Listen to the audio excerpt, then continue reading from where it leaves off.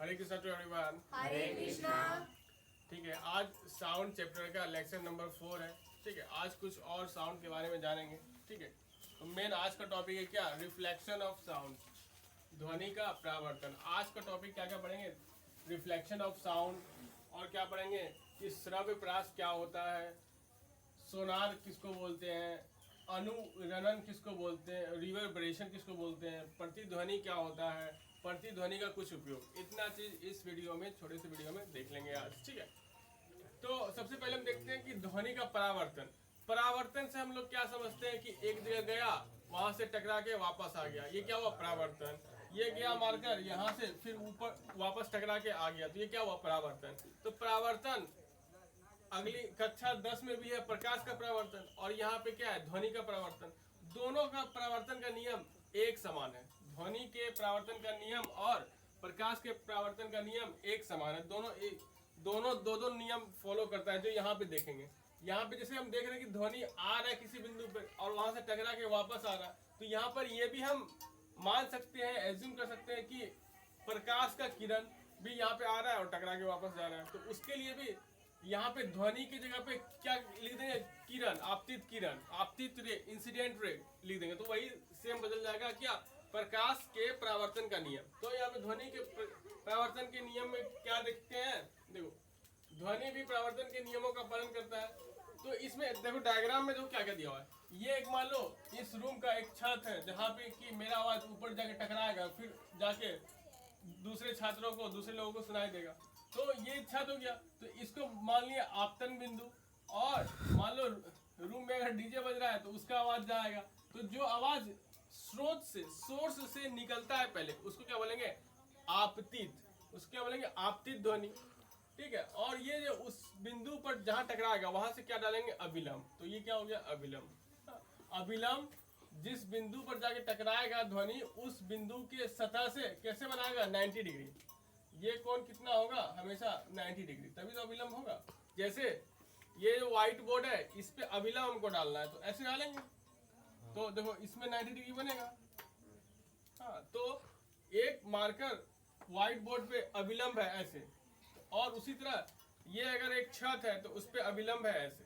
ठीक, तो यहाँ पे एक अभिलंब रेखा डालें। तो और एक ध्वनि ऐसे आ रही है इसे टकराने के लिए छत से, तो इसको क्या बोलेंगे, आपतित ध्वनि। और टकराने के बाद ऐसे चला गया तो क्या बोलेंगे, परावर्तित ध्वनि। तो जो ये आपतित ध्वनि हुआ, ये जो कोण बना, आपतित ध्वनि और अभिलंब के बीच जो कोण बना, उसको बोलेंगे आपतित कोण। हाँ, और ये जो अभिलंब है और जो ये परावर्तित ध्वनि है, इस दोनों के बीच जो कोण बना, इसको बोलेंगे परावर्तित कोण। और पहला नियम इसमें, ये नियम क्या है, आपतित कोण और परावर्तित कोण आपस में हमेशा क्या होगा, बराबर होगा। और इसमें क्या नियम है, ये जो अभिलंब डाले हैं और ये जो आपतित ध्वनि है और ये जो परावर्तित ध्वनि है, तीनों में देखो एक लाइन में ही आएगा। एक मार्कर और चाहिए। ठीक है, देखो ये अगर ये अभिलंब है, ये अभिलंब हो गया, ये रे आया इस पे, ठीक है, ये रे आया और ये रे चला गया, ये रे चला गया ऐसे। ठीक है, अब देखो ये तीनों आपतित ध्वनि, अभिलंब और परावर्तित तीनों क्या है, एक ही समतल में, तीनों यहाँ पे आ जाएगा, तीनों एक ही समतल में हो गया, एक ही समतल में हो गया। ठीक है, तो ये नियम है, ये नहीं कि आपतित किरण, आपतित ध्वनि आया इधर और परावर्तित ध्वनि इधर चला गया, ऐसे नहीं होगा। ठीक है, तो तीनों एक ही लाइन में होना चाहिए, एक ही लाइन में, एक ही समतल में, एक ही प्लेन में, 2D में एक ही प्लेन में। ठीक है, ये समझ में आ गया ध्वनि का परावर्तन। अब क्या बोल रहा है, श्रव्य परास किसे कहते हैं, श्रव्य परास। श्रव्य परास को इंग्लिश में क्या बोलते हैं, ऑडिबल रेंज। किस रेंज की ध्वनि को हम लोग श्रवण कर सकते हैं, सुन सकते हैं। तो किस रेंज की ध्वनि को सुन सकते हैं, जिसकी आवृत्ति, जिसकी फ्रीक्वेंसी 20 हर्ट्ज से 20,000 हर्ट्ज के बीच होगा, उस ध्वनि के आवृत्ति वाली ध्वनि को हम लोग क्या करते हैं, सुन सकते हैं, उसी को बोलेंगे श्रव्य परास। तो यहाँ पे लिखा हुआ है,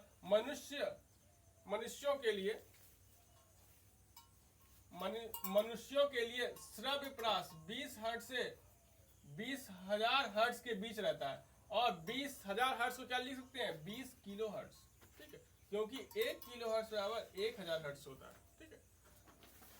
तो मनुष्यों के लिए श्रव्य प्रास 20 हर्ट्ज से 20,000 हर्ट्ज के बीच रहता है, जो कि इसके बीच वाली फ्रीक्वेंसी के साउंड को हम लोग क्या कर सकते हैं, सुन सकते हैं।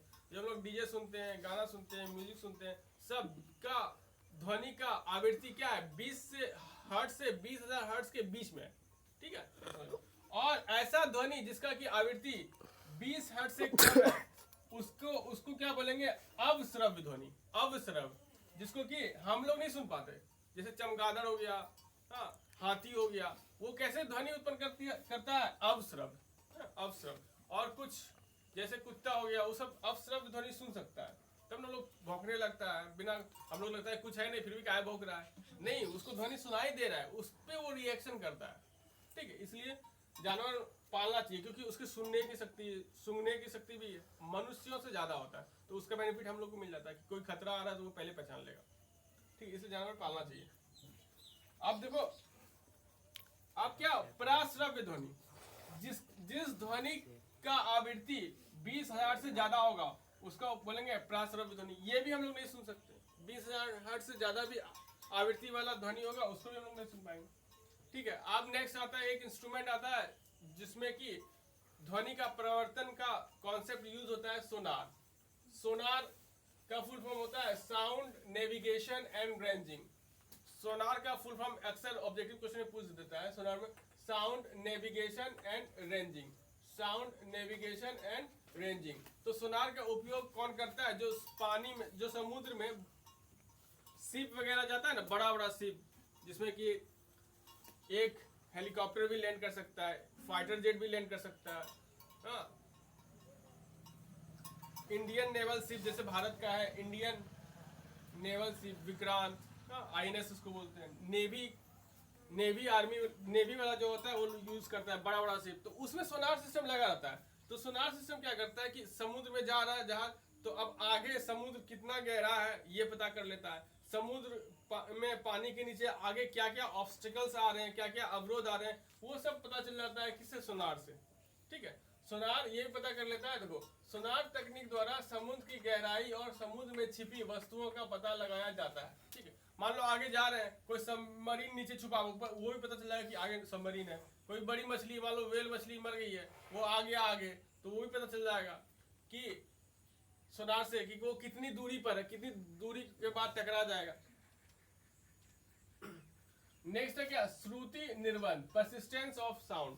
श्रुति निर्बंध, परसिस्टेंस ऑफ साउंड किसको बोलते हैं, मनुष्य द्वारा सुनी गई ध्वनि का प्रभाव, मनुष्य द्वारा सुनी गई ध्वनि का प्रभाव उसके मस्तिष्क में लगभग 1/1/15 सेकेंड तक रहता है, इसे ही श्रुति निर्बंध कहते हैं। जो भी हम लोग ध्वनि सुन रहे हैं ना, उसका असर हमारे मस्तिष्क में कितना रहता है, 1 सेकेंड का 15वां हिस्सा है ना, 1 सेकेंड को 15 से भाग कर दो तो जो टाइम पीरियड निकलेगा उतने सेकेंड तक हमारे मस्तिष्क में किसी भी ध्वनि का असर रहता है, ठीक है।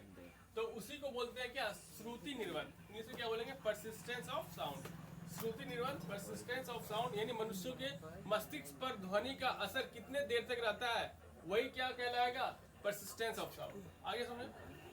अब नेक्स्ट देखो, अब नेक्स्ट क्या है, अनुरणन।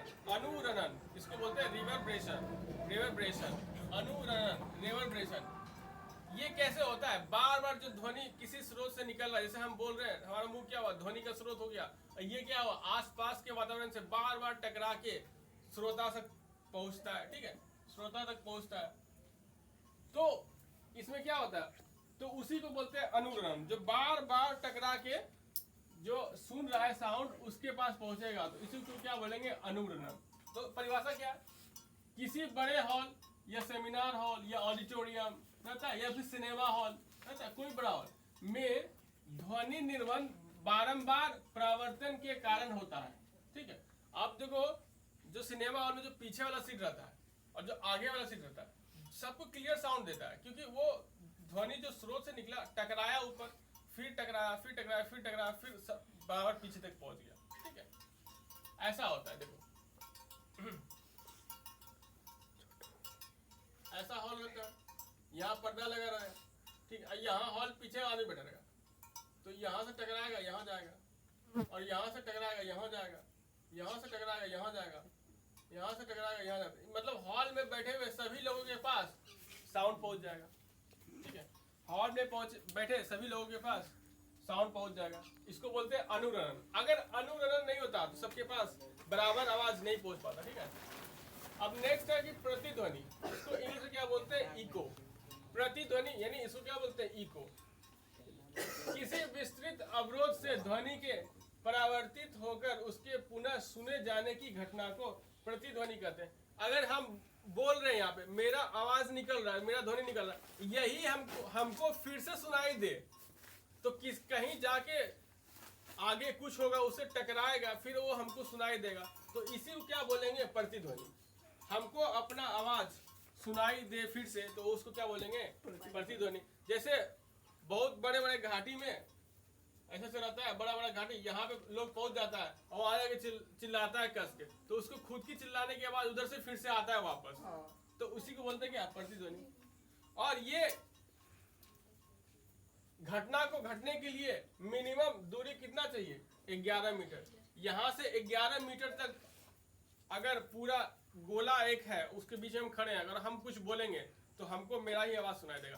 कभी कभी क्या होता है, एक बड़े हॉल में जाए तो अगर वो हॉल अभी खाली है, और कभी कभी क्लासरूम में, अगर बड़ा क्लासरूम है, अगर वो खाली है और अकेले हम हैं, अगर हेलो बोलेंगे, चाहे हरे कृष्ण कुछ भी अगर बोले, तो थोड़ी देर के लिए हमको अपना ही आवाज सुनाई देता है। तो वहाँ थोड़ी देर के लिए क्या होता है? इको साउंड प्रोड्यूस होता है। ठीक है, स्पष्ट प्रतिध्वनि सुनाई पड़ने के लिए यानी इको हमको सुनने के लिए कम से कम कितना दूरी चाहिए हमको? 11 मीटर। तो ये जो चमगादड़ है कम से कम 11 मीटर दूरी तक उसको प्रतिध्वनि सुनाई देगा। 11 से जैसे नजदीक चला जाएगा उसको सुनाई नहीं देगा, प्रतिध्वनि सुनाई नहीं देगा। ठीक है, लेकिन इस प्रतिध्वनि ये सुनता थोड़े ना, ये तो बस ये जो इधर से टकरा के वापस आया उसको रिसीव कर लेता है।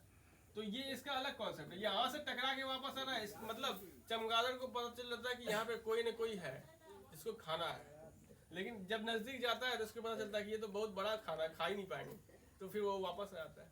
ठीक है, तो प्रतिध्वनि का इस्तेमाल कौन कौन करता है? चमगादड़ भी करता है अपना खाना को ढूंढने के लिए, रात में हंटिंग करता है, और ध्वनि का चाल निकालने के लिए भी प्रतिध्वनि का इस्तेमाल होता है। और प्रतिध्वनि का उपयोग औषधि विज्ञान मेडिकल साइंस में भी यूज होता है। कहाँ का यूज होता है? इकोकार्डियोग्राफी साइंस में, आज के मेडिकल साइंस में इको का यूज होता है। किसमें? इकोकार्डियोग्राफी। इकोकार्डियोग्राफी क्या है कि हार्ट के अंदर ध्वनि के उच्च आवृत्ति वाले ध्वनि को उसमें पास कराया जाता है, और उससे फिर रिफ्लेक्ट करके आएगा तो पता चल जाएगा क्या कि हमारा जो हार्ट है वो क्या स्वस्थ है या नहीं है, या फिर उसमें कोई बीमारी है, पता करते किससे? इन इकोकार्डियोग्राफी। और याद रखना, जहाँ पे कार्डियो आएगा किससे संबंध होता है? हार्ट से। कार्डियो का मतलब हार्ट से संबंध होता है। कार्डियोलॉजिस्ट बोलते हैं ना, डॉक्टर एक होता है कार्डियोलॉजिस्ट, जो हृदय का डॉक्टर होता है। कार्डियोलॉजिस्ट जो दांत का डॉक्टर होता है उसको क्या बोलते हैं? डेंटिस्ट। हाँ, आँख का डॉक्टर होता है ऑप्थेल्मोलॉजिस्ट, ऐसा कुछ होता है। ठीक है, देख लेना। अब दूसरा क्या है? अल्ट्रासोनोग्राफी। इसमें भी